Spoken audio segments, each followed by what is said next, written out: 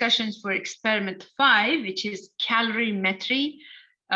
For this experiment, we are going to measure heat of the reaction. That's one purpose of the experiment. We are going to also look for the relationship between heat of the reaction when we dissolve the solid sodium hydroxide in water, because it's exothermic. We will find the amount of the heat. We find the neutralization of aqueous sodium hydroxide solution with aqueous hydrochloric acid, which we know that as the delta HN. So delta HS, that is going to be the heat of solution when sodium hydroxide dissolves in water. Heat of neutralization is aqueous sodium hydroxide with aqueous hydrochloric acid. Then we have a delta HSN. This is neutralization of solid sodium hydroxide. Basically, more heat is expected to be released in this case because we have the heat from sodium hydroxide being dissolved, the making of a solution, and the heat of the neutralization. In general, when we calculate the heat, if temperature change is involved, the general formula for that is Q equals mass times specific heat times change in temperature. When we are performing experiment, we find a change in temperature from final temperature minus the initial temperature. Initial temperature is like before you mix. Like for the first one, we measure the temperature of the water, then we add sodium hydroxide and we measure the temperature. That's going to be the final temperature. The difference is going to be delta T. We also need the mass of the liquid. How do we find the mass of liquid? If we have the volume of the liquid, we can multiply by the density and we get the mass of the liquid. If the alternative would be we put an empty container on the scale and add the water, we weigh it again, we get the mass of the container plus the liquid, so we get the mass of the liquid. In this reaction, in this experiment, when you watch the video, I actually use the density, and I just assume that density of the solution also equals the density of the water, because it's aqueous solution. It's like a dilute solution. They are not very, but when I'm using sodium hydroxide solid, I'm adding the mass of sodium hydroxide to the mass of the water or the mass of the HCl solution.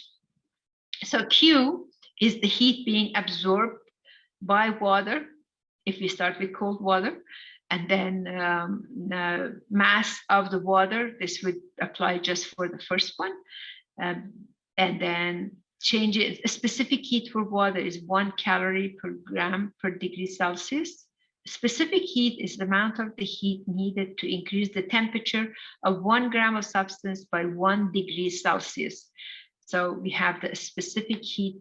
The constant number is a physical property for any pure substance, and the value will be given unless it's the unknown that you want to try to find, which second half of this experiment, we find the specific heat of the unknown metal as well.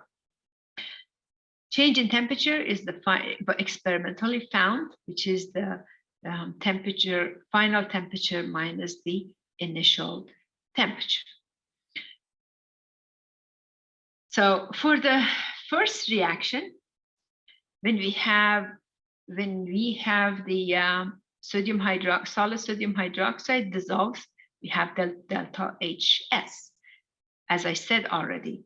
Second reaction, neutralization, we have the delta HN, and the third reaction, we have delta HSN, meaning that we have a solid sodium hydroxide is going to be neutralized by hydrochloric acid.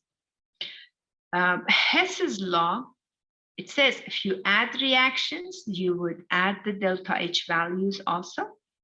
So delta H Sn is expected to be equal to delta HS plus the delta Hn.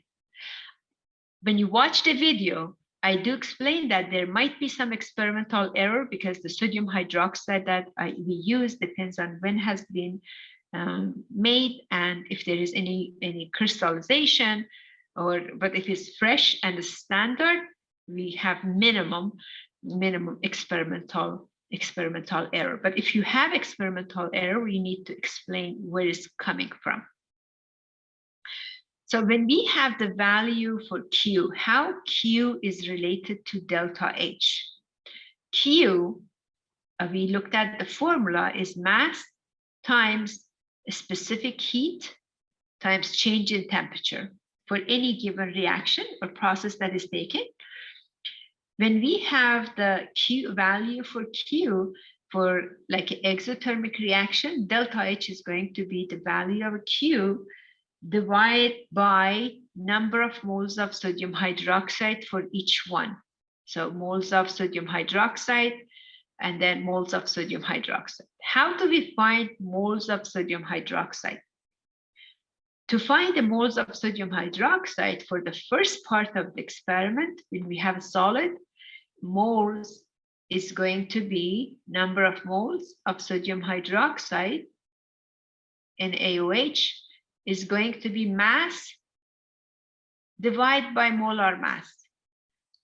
So for the first one, number of moles of sodium hydroxide is mass divided by molar mass. For the second one, however, because it's the aqueous solution, number of moles for second one, it would be calculated differently, and number of mole is going to be molarity